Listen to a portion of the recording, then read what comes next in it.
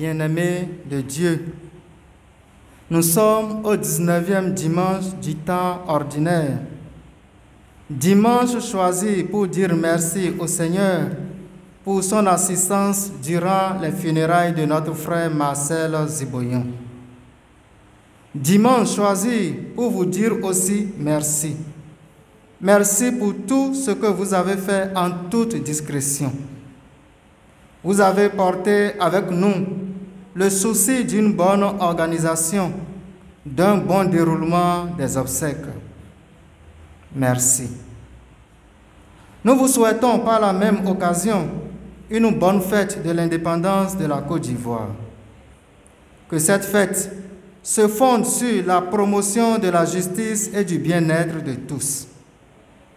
Que l'Akwaba ivoirien passe du mot à la réalité et que la paix du Seigneur règne dans le cœur de chaque habitant de ce pays. Les textes de la liturgie de ce jour nous invitent à redécouvrir les vertus théologales et plus spécialement la vertu de la foi.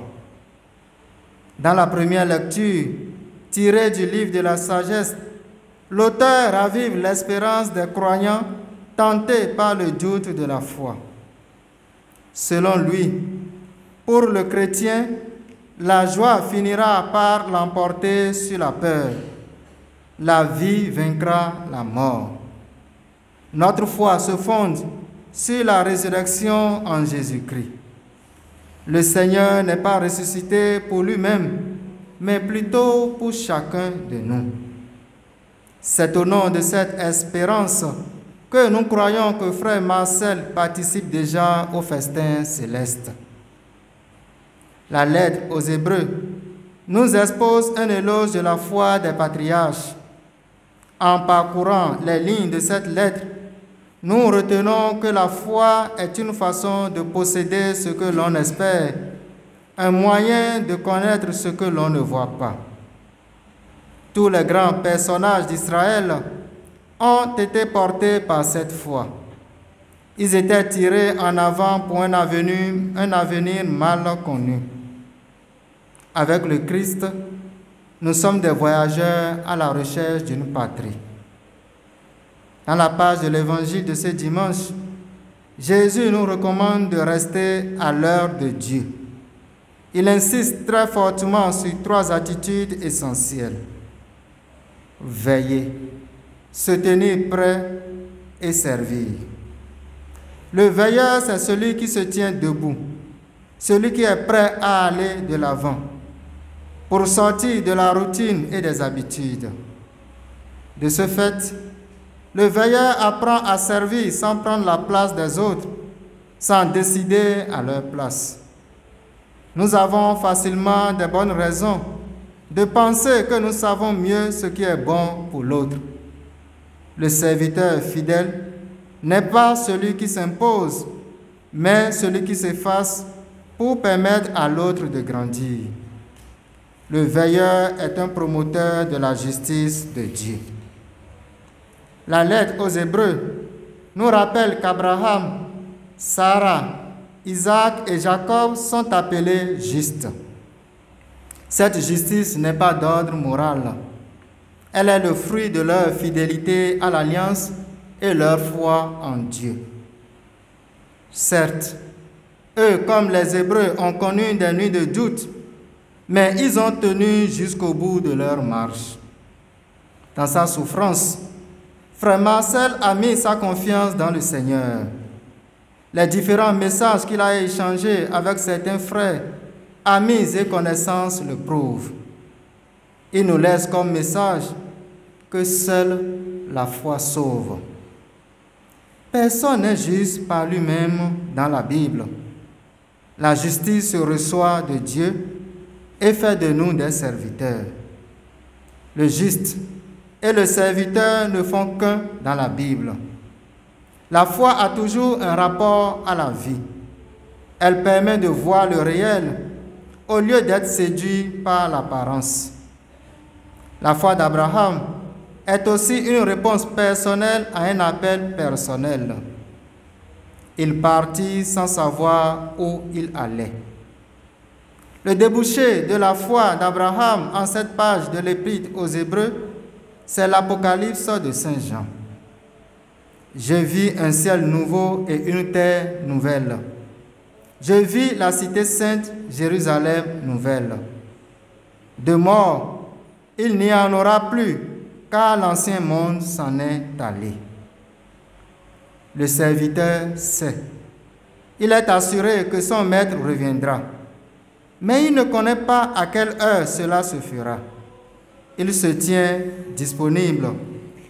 Et la tenue de service qu'il porte, c'est de quitter ce que nous considérons comme un trésor pour nous tourner vers celui qui ne s'use pas. La foi n'est pas au terme d'une logique rationnelle. Elle ne vit que d'amour intense et partagé. Si elle devient obéissance, elle n'est pas servile soumission. Ce que l'on a entendu et reçu devient notre ligne de conduite. Que la vie de frère Marcel nous serve d'exemple. Le trait caractéristique de toute foi, c'est de se référer à l'invisible auquel nous nous sentons reliés, devenant ainsi attentifs au plus profond de la vie dans le langage indicible de l'amour. L'amour ne peut être plénitude que par l'échange le plus intime.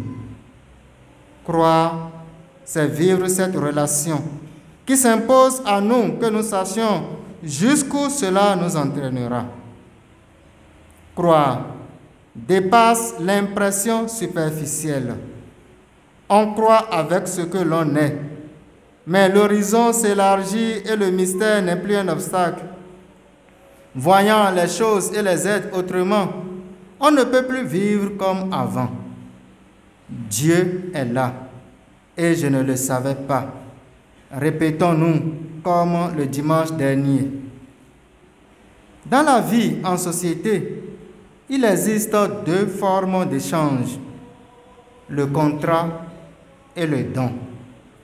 Le don concerne tout ce qui n'est pas régi par un contrat. On parle alors de logique d'alliance. On trouve celle-ci à l'œuvre dans les relations entre les membres d'une même famille, d'une même communauté, d'un même groupe. On échange des biens matériels et immatériels, de l'amour, de l'attention, des paroles, des services, de l'argent, sans que soit évoquée une éventuelle contrepartie. Soyez-en tous remerciés pour ce que vous êtes pour nous, pour ce que vous faites pour nous. Nous avons senti durant les funérailles de Zib la joie que nous sommes une famille. Évêques, prêtres, religieux et religieuses, frères venus de toutes les communautés de notre entité, présence massive de la grande famille dominicaine, sœurs, laïcs, équipiers du rosaire, membres de la commission justice, paix et environnement, chorale, amis et connaissances, anciens de la CCA, promotion de 1987 de l'UNSTP, amis de la MACA, pour ne citer que ceux-là. Vous tous qui l'avez connu et aimé, trouvez au cœur de cette Eucharistie la profonde gratitude des membres des familles biologiques et religieuses. Armand Ziboyon, jeune frère de Marcel, nous a signifié hier durant les funérailles traditionnelles, et je cite, « On pensait qu'on était les seuls membres de la famille de Marcel. Grâce à ces funérailles, nous nous rendons compte que Marcel a une famille plus grande que celle de Ziboyon et Yalé. » Fin de citation. Chers membres des familles Ziboyon et Yalé, parentes et alliés, sentez-vous chez vous ici. Unissez-vous à nous pour continuer de prier pour Zib l'Américain, comme nous aimons souvent l'appeler. Quand on donne, on échange des biens contre des liens. Au fond, Ce qu'on donne à l'autre, c'est toujours soi-même. Zib, tu t'es donné à Dieu à travers ta disponibilité. Qu'il te reçoive dans sa demeure éternelle, là où il n'aura plus ni de pleurs, ni de grincement de dents. Criez de joie pour le Seigneur, homme juste, homme droit, à vous la louange. Heureux le peuple dont le Seigneur est le Dieu. Heureux la nation qui s'est choisie pour domaine. Qu'il en soit ainsi pour nous, maintenant, demain et dans les siècles des siècles.